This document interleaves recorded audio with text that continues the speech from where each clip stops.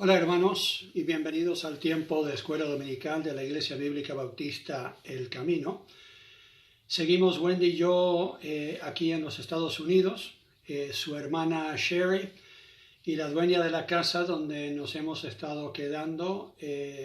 Ellas las dos salieron positivas para el COVID y parece que Wendy y yo tenemos síntomas también, así que pedimos que estén orando por nosotros. Yo estoy un poco mejor hoy, así que creo que tengo la voz para poder hacer este estudio. Pero estamos en esta serie, ya pronto para terminarla, que hemos nombrado El Credo, que tiene que ver con qué es lo que nosotros creemos como creyentes. Porque siempre vivimos lo que nosotros creemos y todo error de doctrina o error de comportamiento en la vida de cristianos es en parte o en gran parte tiene como fundamento una forma errada de ver cómo es Dios y cómo interpretar la palabra de Dios. Así que es imposible amar a Dios, adorar a Dios y creer en Dios si no sabemos exactamente lo que dice la Biblia sobre este Dios que nosotros adoramos. Así que hemos estado en este estudio y se basa en este credo que les voy a leer de nuevo, como lo he hecho todos los domingos que hemos estudiado esto. Dice así: creo en Dios Padre Todopoderoso, en Cristo Jesús, su único Hijo, nuestro Señor, concebido por el Espíritu Santo y nacido de María Virgen. Padeció bajo Poncio Pilato, fue crucificado, muerto y resucitó al tercer día de entre los muertos. Subió a los cielos, está sentado a la diestra de Dios Padre. Desde allí ha de venir a juzgar a los vivos y a los muertos. Creo en el Espíritu Santo, en la Santa Iglesia, la remisión de pecados, la resurrección de la carne y la vida eterna. Amén. Nos toca hoy ver sobre la Iglesia, y en este credo la llama la Santa Iglesia, o sea, una iglesia apartada del mundo y dedicada a Dios. Por eso se ocupa la palabra santa, aunque no siempre los miembros de la iglesia son muy santos en su forma de ser, pero hemos sido comprados con la sangre de Cristo y Él nos ha apartado para sí mismo, dice Efesios capítulo 5. Así que vamos a ver algunos de estos pasajes, pero quiero comenzar en Mateo capítulo 16. Mateo capítulo 16, Jesús aquí habla de la iglesia. En el versículo 18. Y yo también te digo que tú eres Pedro, y sobre esta roca edificaré mi iglesia, y las puertas del Hades no prevalecerán contra ella. No vamos a entrar en toda la discusión de en qué está fundamentada la iglesia, porque sabemos que la iglesia no está fundamentada sobre Pedro, él siendo una persona infalible. No era, una persona infalible, él cometía errores, el único infalible era el Señor Jesucristo. Y sobre la declaración que dijo Pedro, que Jesucristo era el Mesías, el Hijo de Dios, es el fundamento de lo que es nuestra iglesia y toda iglesia que cree en Jesucristo. Otros pasajes lo dicen, pero no vamos a entrar en todos esos detalles. Lo que quiero es que claramente veamos que Jesús aquí dice que Él edificará su iglesia, o sea, la iglesia es de Cristo, y Él la va a edificar, y será una iglesia victoriosa, porque las puertas del Hades no prevalecerán contra ella. Cuando la Biblia habla de las puertas, está hablando de un lugar que se reunían los líderes de un lugar para decidir cosas y hasta para planificar guerra o lo que sea. Entonces, cuando habla de las puertas del Hades, está hablando de esos principados y esas potestades que la Biblia dice en Efesios 6, están organizadas contra Dios y contra sus hijos, o sea, contra su iglesia. Así que la Biblia claramente dice que la iglesia de Jesucristo terminará siendo victoriosa sobre el mal, sobre el maligno, sobre el enemigo y sobre sus huestes celestiales. Ahora, una iglesia no es lo que muchos creen que es. Muchas iglesias no funcionan correctamente porque toman modelos del mundo o toman modelos de tradiciones de otras iglesias en lugar de realmente ver el patrón bíblico y preguntarse qué es lo que la Biblia enseña sobre una iglesia y cómo debería funcionar. Primeramente, la iglesia no es una institución humana, es un organismo creado por Dios como el instrumento que Él va a tener la victoria sobre el mal en la tierra. Así que es lo que Él ha prometido usar para que su voluntad se haga en la tierra. La iglesia es de Cristo y para su gloria. Colosenses capítulo 1 y versículo 18. Algunos de estos ya los hemos visto no hace mucho tiempo, pero creo que es importante resaltarlos. Colosenses capítulo 1 y versículo 18 dice lo siguiente: y Él es la cabeza del cuerpo, que es la iglesia, el que es el principio, el primogénito de entre los muertos, para que en todo tenga la preeminencia, o sea, que tenga el primer lugar, que sea el más importante, que sea el que recibe todo reconocimiento. Y en muchas iglesias el pastor recibe el reconocimiento, o algún otro líder, o hay una familia que maneja todo, y ellos tienen la preeminencia, y todos andan o en temor o en obediencia a ellos, y nadie se pregunta, pero ¿es esto lo que Jesucristo realmente quiere de su iglesia? Así que quiero resaltar, si tienen alguna duda, quiero que ustedes entiendan que Wendy y yo tenemos bien claro que nosotros no somos los indispensables. El Señor Jesucristo y su Espíritu son los indispensables en nuestra iglesia. Y cualquiera podría liderar esta congregación, pero el Señor nos ha dado a nosotros el privilegio de estar liderando en el momento. Ahora, ¿es un pastor importante? ¿Su esposa? Sí, ellos ponen al ambiente, y la Biblia dice que deberíamos obedecer a nuestros pastores. Entonces yo tengo un pastor a quien yo le rindo cuentas en una iglesia aquí en los Estados Unidos, es nuestra iglesia anfitriona. Creemos en la autoridad de un pastor, pero nunca debería superar la autoridad que tiene Cristo en su iglesia, y Él debería tener la supremacía, Él debería tener la gloria, Él debería tener la preeminencia.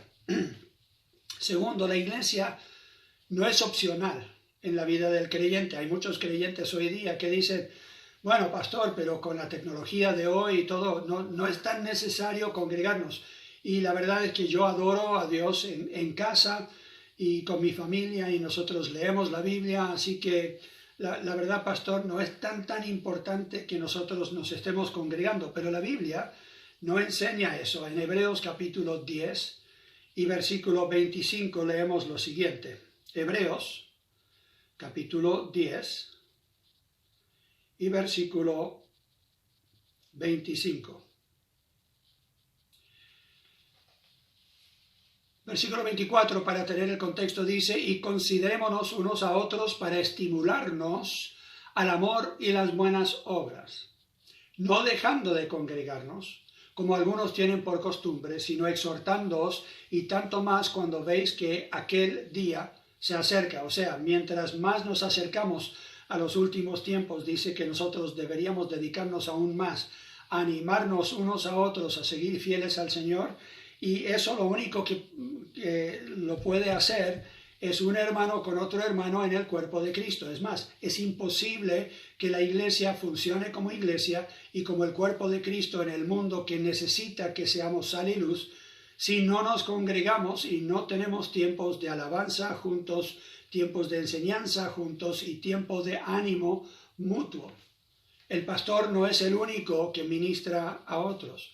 Cada uno de ustedes en sus dones deberían estar ministrándose unos a otros como miembros del cuerpo. Así que por eso la Biblia ocupa esa ilustración, para que nosotros entendamos que cada uno de nosotros es necesario en el cuerpo. En Efesios capítulo 5. Efesios capítulo 5 y versículos 21 en adelante vemos la importancia que Dios le da a su iglesia. Dice: someteos unos a otros en el temor de Dios. Las casadas estén sujetas a sus propios maridos como al Señor. Porque el marido es cabeza de la mujer, así como Cristo es cabeza de la iglesia, la cual es su cuerpo y Él es su Salvador. Así que, como la iglesia está sujeta a Cristo, así también las casadas lo estén a sus maridos en todo. Maridos, amad a vuestras mujeres, así como Cristo amó a la iglesia y se entregó a sí mismo por ella, para santificarla, por eso la llamamos la Santa Iglesia, habiéndola purificado en el lavamiento del agua por la palabra, a fin de presentársela a sí mismo, una iglesia gloriosa que no tuviese mancha, ni arruga, ni cosa semejante, sino que fuese santa y sin mancha. Así también los maridos deben amar a sus mujeres como a sus mismos cuerpos. El que ama a su mujer, a sí mismo se ama, porque nadie aborreció jamás a su propia carne, sino que la sustenta y la cuida, como también Cristo a la iglesia, porque somos miembros de su cuerpo, de su carne y de sus huesos. Por esto dejará el hombre a su padre y a su madre y se unirá a su mujer, y los dos serán una sola carne. Grande es este misterio, mas yo digo esto respecto de Cristo y de la iglesia. Por lo demás, cada uno de vosotros ame también a su mujer como a sí mismo, y la mujer respete a su marido. Y la gran mayoría de los pastores que yo conozco van a tomar este pasaje y van a hablar del matrimonio. Y no hay nada malo en eso, porque está hablando del matrimonio. Pero olvidan que el matrimonio y la ilustración del matrimonio aquí está ligado a lo que es la iglesia y la relación que tiene la iglesia con Jesucristo.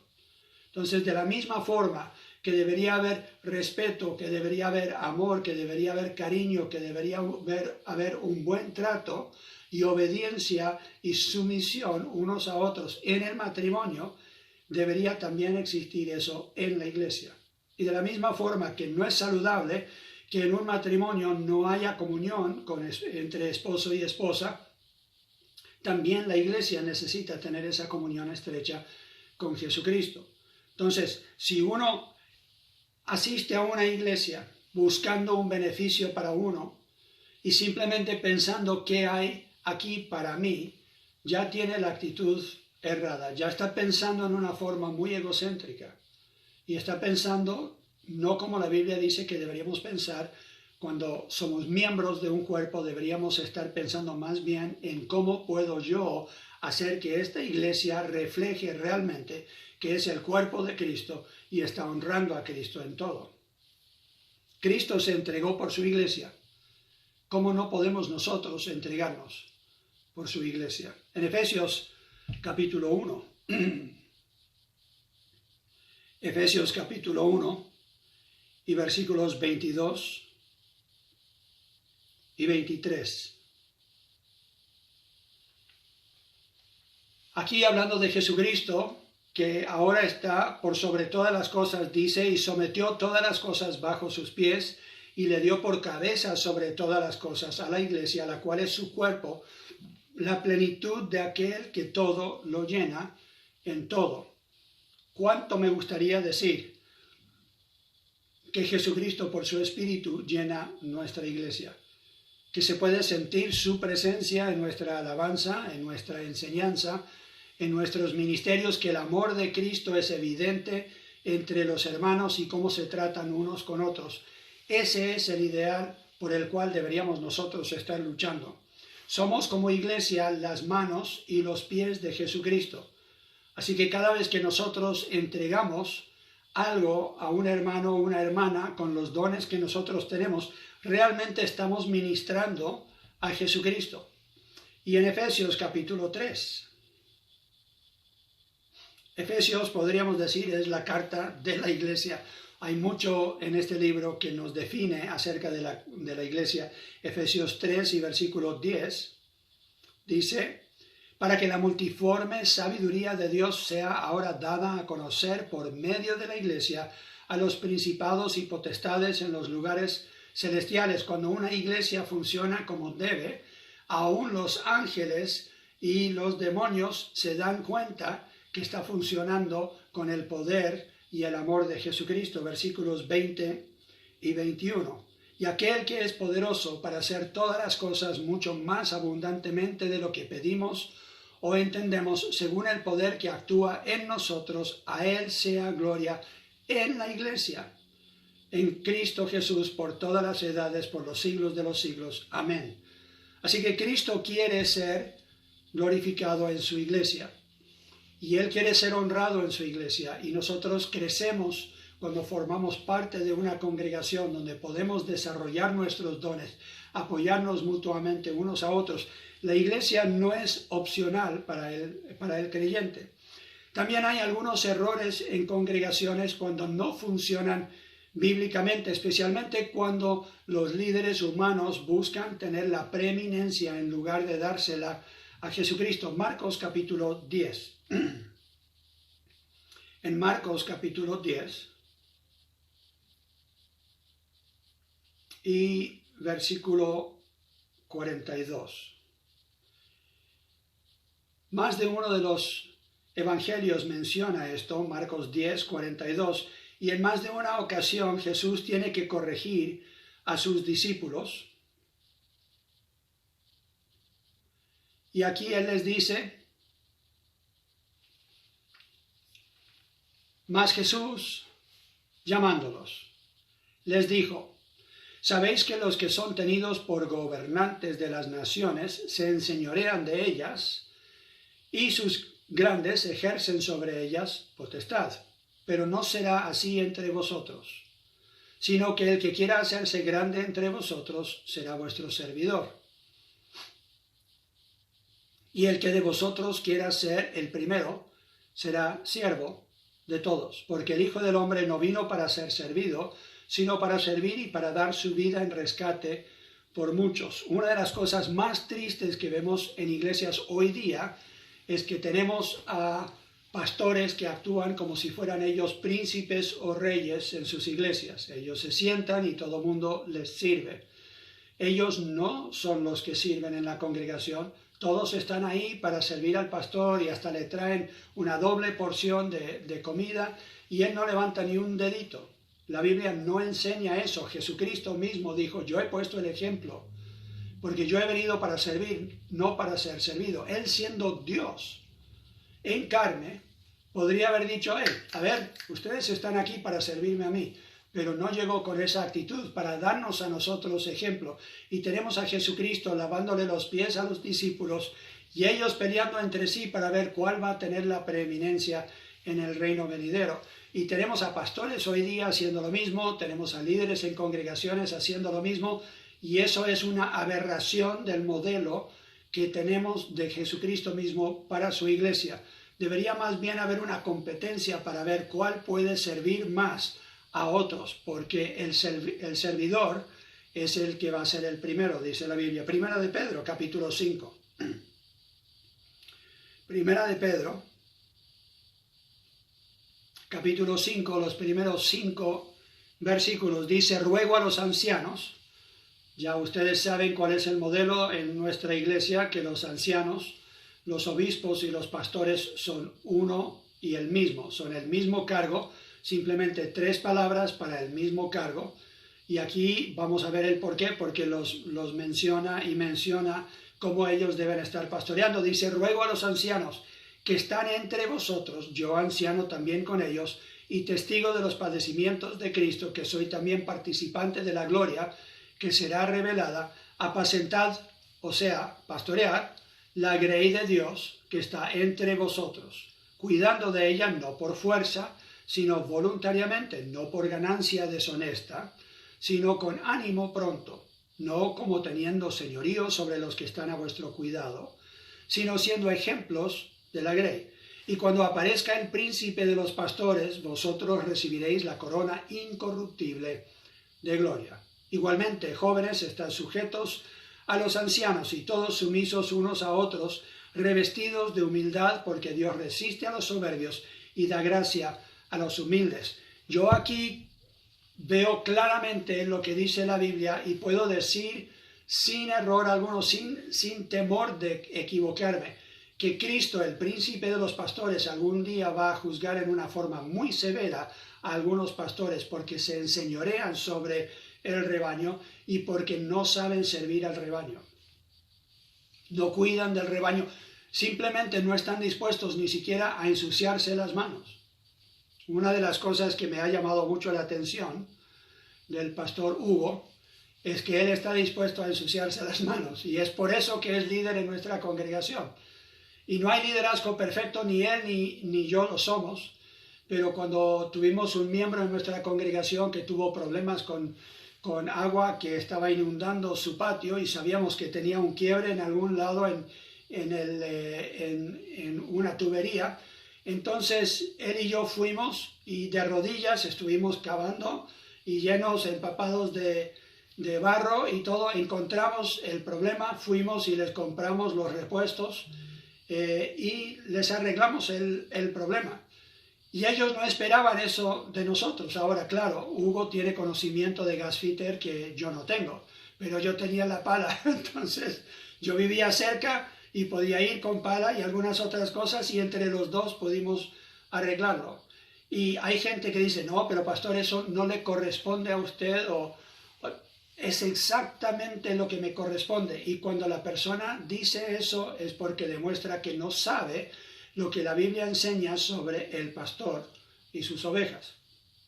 El pastor no solamente enseña los domingos, el pastor no solamente aconseja en semana, el pastor debería estar dispuesto a lavar los pies o hacer cualquier cosa necesaria para ayudar al rebaño y para que los hermanos puedan tener salud espiritual, pero también ayudar en muchas otras áreas. Por eso tengo yo una camioneta, para que podamos ocuparla en el ministerio y tener un vehículo práctico y así poder ayudar a la gente. Así que claramente la Biblia enseña, el líder que no sirve a otros, no sirve como líder. Si olvidan todo lo demás, para el bien del futuro de nuestra congregación, por favor, no olviden este principio. Es para diáconos, es para líderes de escuela dominical, es para pastores, para cualquier persona que tiene algún cargo en nuestra congregación. Tienen que estar dispuestos a ensuciarse las manos y a servir a otros. Y si no están dispuestos a eso, entonces no tienen por qué esperar que tienen el derecho de ser líder en la congregación. Cuando los hombres entonces buscan la preeminencia, le están robando la gloria al Señor Jesucristo. Cuando la iglesia no funciona, bíblicamente, es cuando también los miembros de la congregación quieren dirigir la congregación y quieren decirle al pastor lo que debe o no debe hacer. Hemos visto también en algunas congregaciones que el pastor, queriendo ser humilde y queriendo ser servidor, se va al otro extremo y no ejerce nunca su liderazgo, no toma decisiones, y más bien hay otros en la congregación, como dije antes, una familia que quizás se comenzó la iglesia en su hogar o algo así, y ellos son los fuertes, los que manejan la congregación, y el pastor solamente predica. Pero la Biblia tampoco enseña eso. La Biblia enseña que la congregación elige el liderazgo y el liderazgo toma las decisiones. ¿Por qué?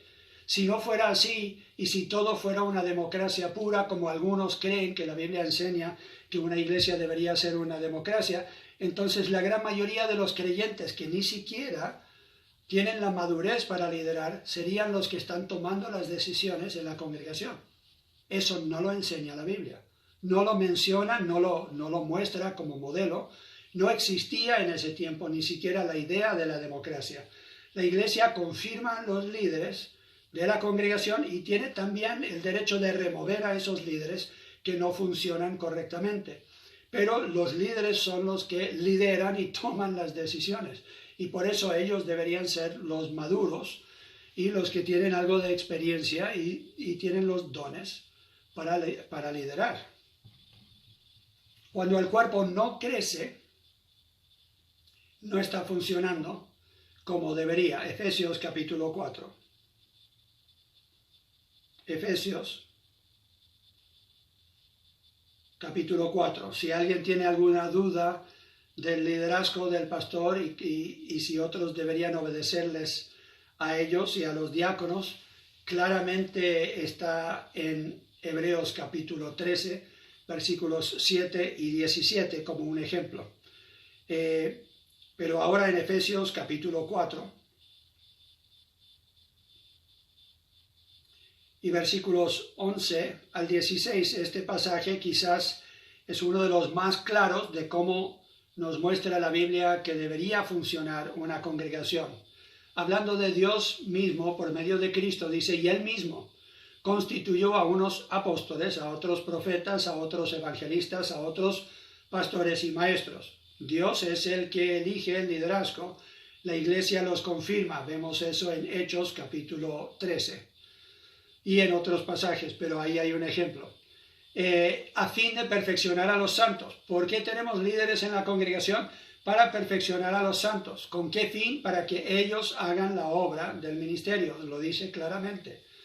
A fin de perfeccionar a los santos para la obra del ministerio, para la edificación del cuerpo de Cristo.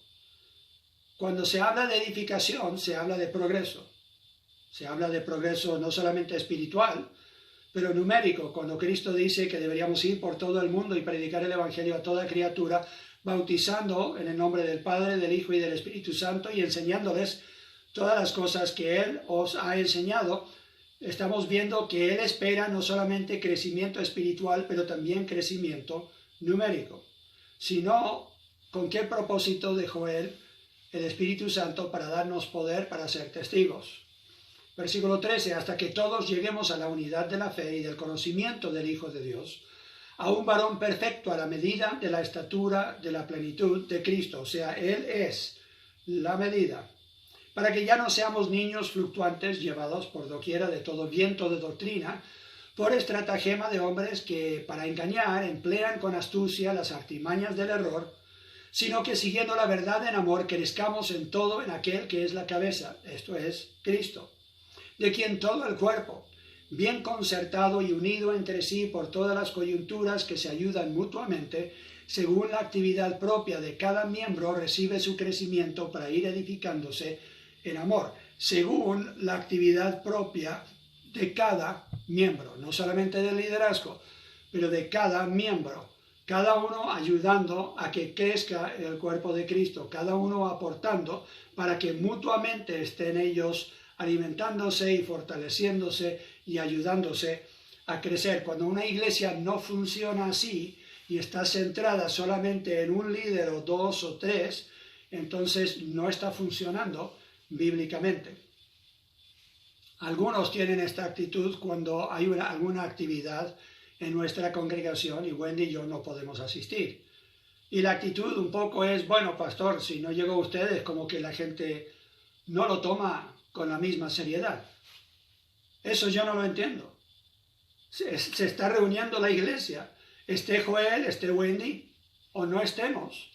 Se está reuniendo la iglesia y nosotros deberíamos estar aportando y deberíamos estar ayudando. En 1 Corintios capítulo 3, Pablo le dice a esa iglesia, ustedes son carnales, porque algunos dicen es que yo sigo a Pablo, otros dicen yo sigo a Apolos, y él pregunta claramente, ¿quiénes son ellos? ¿Quién es Pablo? ¿Quién es Apolos? Sino servidores de Dios. Dios es el que da el crecimiento y Dios es el que va a obrar. Y entonces cada uno hace su parte. Algunos riegan, algunos plantan, algunos cosechan, pero todos van a recibir simplemente su agradecimiento y su gloria dependiendo de lo que ellos han logrado hacer, pero con la ayuda de Dios. Él es el que hace el ministerio.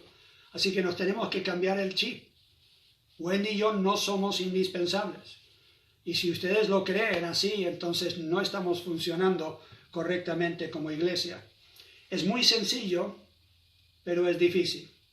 Y alguno dirá, pero pastor, ¿cómo puede ser sencillo y difícil? No es complicado, por eso digo que es sencillo, pero es difícil implementarlo porque no nos gusta. Porque preferimos un modelo del mundo o preferimos un modelo de otro tiempo, de otra iglesia, de otra forma de hacer las cosas. Quiero recordarles lo que hemos visto hoy. Primero, la iglesia es para Cristo, no es principalmente para ti. Ahora, ¿recibirás beneficios de estar en la iglesia? Claro que sí. Pero el fin de que tú crezcas, el fin de que tú sepas cuáles son tus dones, el fin de que tú participes en la iglesia es para que Cristo sea exaltado en su iglesia, no para que simplemente tengas algún beneficio tú. Segundo, cada miembro es necesario. Tú eres tan necesario como otros miembros. Debes participar para el beneficio de la iglesia. Tercero, el líder que no es siervo no sirve como líder y los vamos a remover. Cuarto, Dios espera crecimiento numérico y espiritual. Si no lo crees, entonces deberías buscar en la Biblia algún modelo donde no había crecimiento numérico y espiritual en la iglesia del primer siglo, porque esa era la norma. Llega el Espíritu Santo, ellos son testigos, y hay crecimiento numérico y hay crecimiento espiritual de entre los hermanos. Así que por eso tenemos nosotros el Nuevo Testamento, que nos muestra un ejemplo de una iglesia que realmente está funcionando bíblicamente. Les quiero entonces dar algunos puntos de tarea. Número 1, intercede por tu iglesia, por el liderazgo de tu iglesia, por los miembros de tu iglesia. Deberíamos estar orando por la iglesia, porque siempre existe la tentación de hacer las cosas en una forma humana y no de acuerdo al patrón bíblico. Segundo, participa en tu iglesia. Si no sabes cómo, pregunta. Vamos a buscar un lugar donde puedas ejercer tus dones. Tercero, corrige a los líderes de tu iglesia. Si ves algo, que hay un error en mí, en Wendy, en el pastor Hugo, la Marcela, en Sebastián, Camila, cualquiera que ustedes ya saben son líderes y ejemplos en la congregación, pero hay algo que no anda bien, para el bien de la congregación, en amor, es tu deber y tu responsabilidad hablarnos primero, no quejarte a la congregación, pero hablarlo con nosotros y corregirnos en amor. Ese es uno de los labores que tienen los diáconos. Y cuarto, obedece a los líderes de tu iglesia. Quinto, invierte en el futuro de tu iglesia con tus diezmos, dineros y tus dones espirituales. El Señor les bendiga y les guarde en este tiempo de enfermedad para algunos, de tristeza por otros porque han perdido miembros de su familia por el COVID, y pedimos que sigan orando por nosotros. Anhelamos poder estar de vuelta y poder volver a Chile y tener reuniones como las hemos tenido antes. Esperamos que muy pronto lo podamos lograr. Los echamos de menos y estamos muy agradecidos por los que siguen el ministerio en nuestra ausencia. Se nota que estamos aprendiendo a trabajar en equipo como líderes. Y ahora les animo a que tomen un tiempo para adorar al Señor, para darle las gracias a Dios por la iglesia y para alabarle a Él, para que Él tenga la preeminencia en su iglesia. La Biblia dice que donde hay 2 o 3 reunidos en su nombre, Él está en su medio. Así que pueden confiar de que a Él le agrada que nosotros nos reunamos en su nombre, que compartamos testimonios unos con otros y que le cantemos alabanzas.